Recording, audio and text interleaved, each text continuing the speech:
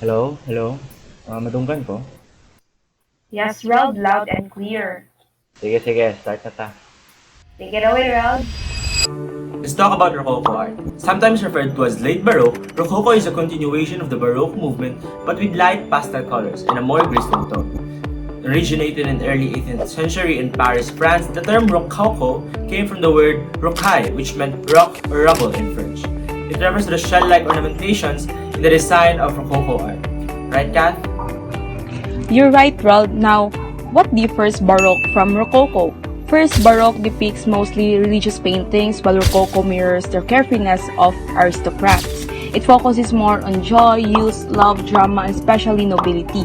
The change from monarchy to aristocracy was one of the reasons for Rococo's birth. Let's dive into the artists and their artworks.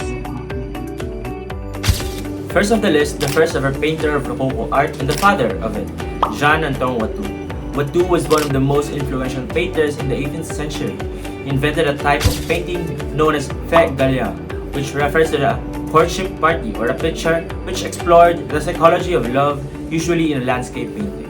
One of his famous works for the Rococo art was the Embarkation for Citera, which is his reception piece to the Royal Academy of Painting and Sculpture to show them what he can do. Fake gallant was applied in this art and uses subtle colors and brushstrokes to create depth and form, while also incorporating ornate decorations. Next up, Began his career engraving Watteau's works. Francois Bourgeois, who was known as a master of the Rococo style and is associated with the foundation of the mature Rococo style and its dissemination throughout Europe.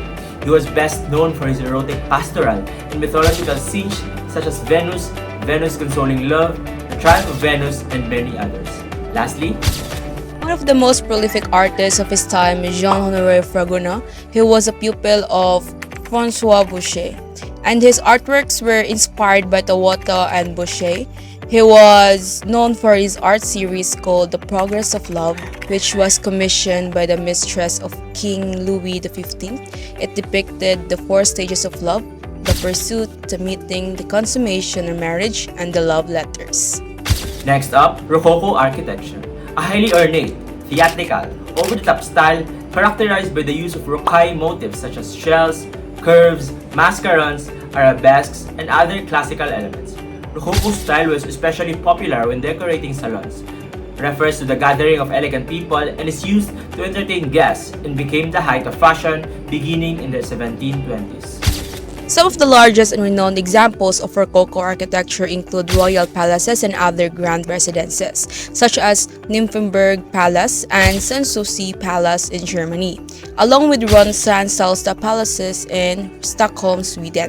In Russia, notable examples include Alexander Palace, Catherine Palace, and the Winter Palace. To wrap it up, the development of Rococo art throughout the 18th century brought about an enormous shift in art. The Rococo style adopted a lighter, more whimsical aesthetic in contrast to the Baroque style, which placed an emphasis on grandeur and religious themes. Often called late Baroque, this movement had its start in Paris and was defined by a celebration of life's little pleasures and a carefree attitude.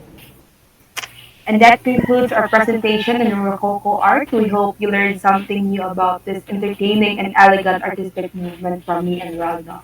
Do you have any favorite works of Rococo art? If yes, then don't forget to share them with us. And au revoir.